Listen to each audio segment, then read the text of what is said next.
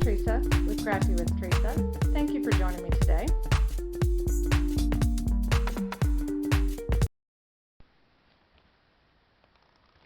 Today I thought I'd look at a few techniques, some ways to use your dye inks to make a gradient, different ways to create your designs, plus some tips like ways to hold down those bases while you work on them.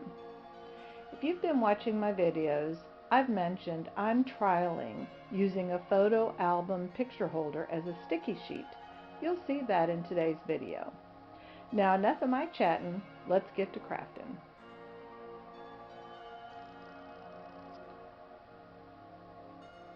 First, we'll look at how you can start with dye ink blending and then add your focal point later.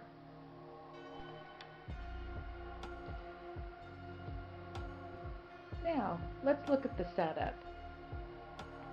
First, we've got these inks setting over there to the side and our blending tools. But let's get the base secured. Oh, and here's the June stamp of the month from CloseToMyHeart. You'll find out later I really like this stamp set. So I've shown you different ways to get this process started. I can link them for you so you can see them if you'd like. But I thought it's time to go back to some basics. For my beginners, this is an oldie but goodie. I grabbed just a plain old clipboard.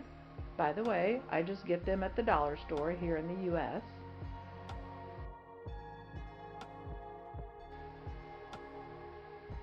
I secure my card base with green painter's tape in this example. By the way, don't forget to take some of that sticky off of it. And now I'm ready to go.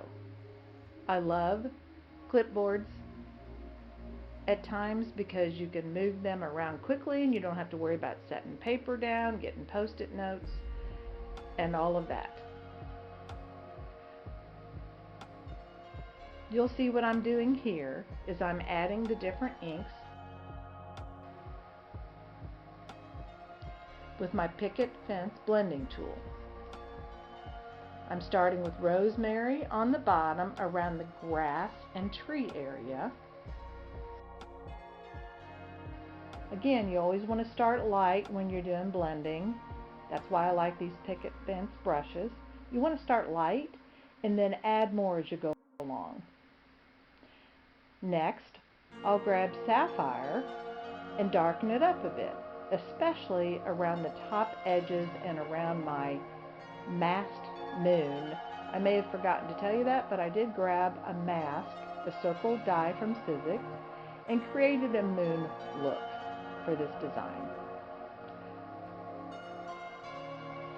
Then I'm going to grab a lighter blue, in this case Carolina.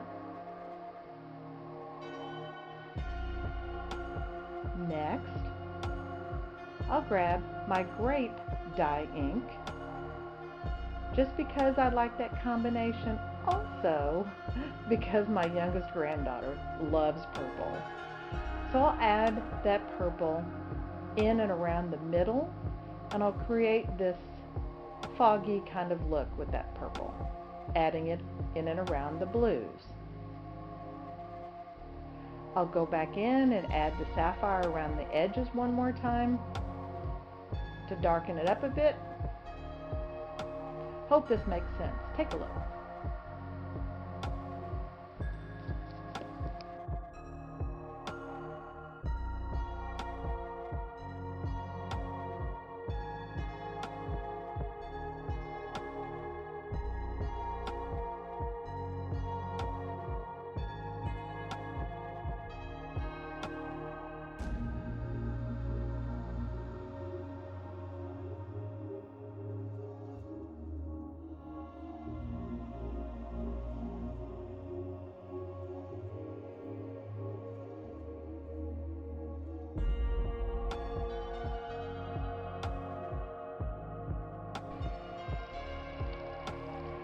Now, for card number 2, let's start by putting down the focal point first before doing our ink blending. I'm going to show you the two different ways. But first, while I'm getting set up, here's that tip I mentioned about using the photo album as a sticky sheet. I keep the covering on it, then I remove it, and in this example I'm using the magnets to hold it until I figure out if this trial and if this photo album will work as a sticky sheet. Well, you'll see it works well. I'll grab that beautiful design with the tree and the bushes and put it on my stamping tool and add the Versamark black ink to it. Unfortunately, I lost a little bit of footage, but basically I just didn't put embossing powder on it. I dried it real good with my embossing tool, and then I started adding that blue and purple background onto this base. When you see the card in the end, it looks bolder, however, it still has a smoky look to it. I really think it turned out good.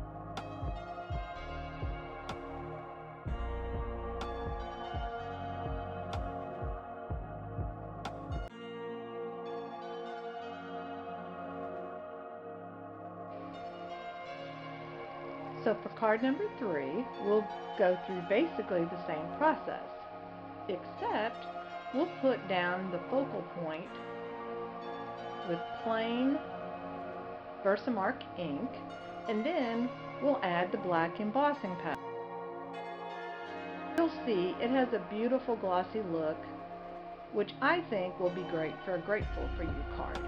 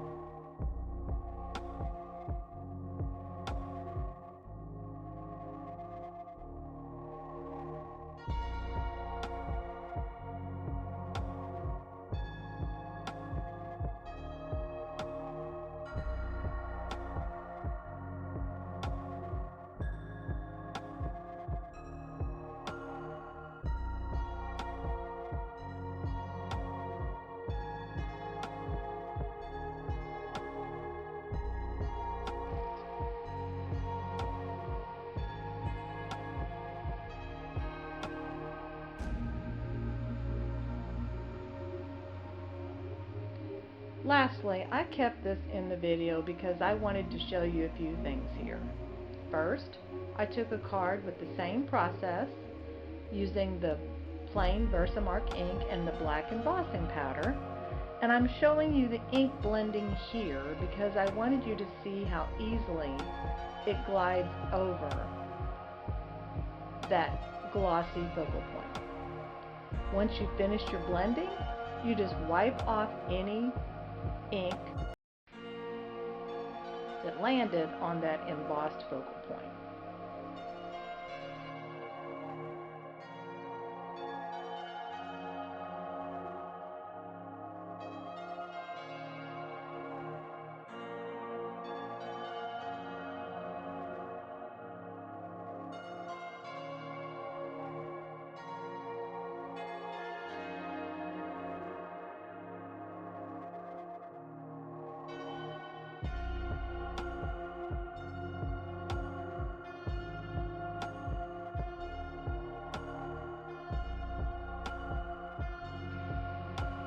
Also, I wanted to show you this.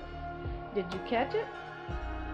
For those that do not have mask, or maybe you didn't remember like I did to add it, well, guess what? Just cut out a circle and add it in that way.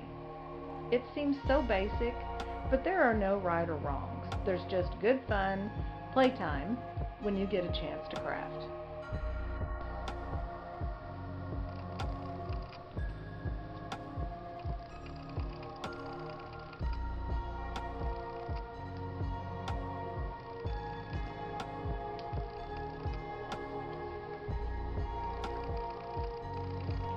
So that's what I have for you today. I did want to apologize real quick. I did not get to the video, or it's not ready yet, of using the sponges to make some texture. I'm working on it, still trying to perfect it. So let's take a look at the cards that we got done here today. Tell me what you think. Do you like them?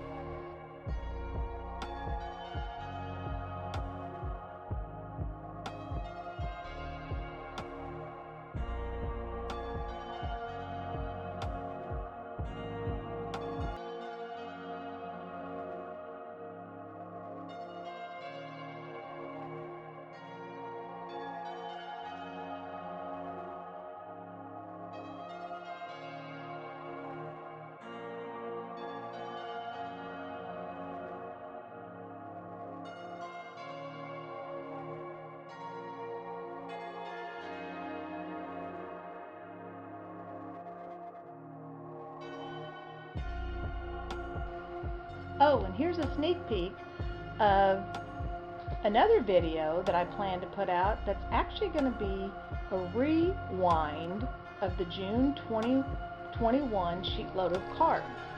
I'm going to use this rubber stamp to actually make my own background papers. That'll be coming out soon. My goal is to get it done before the end of this month, so fingers crossed. Hope I can.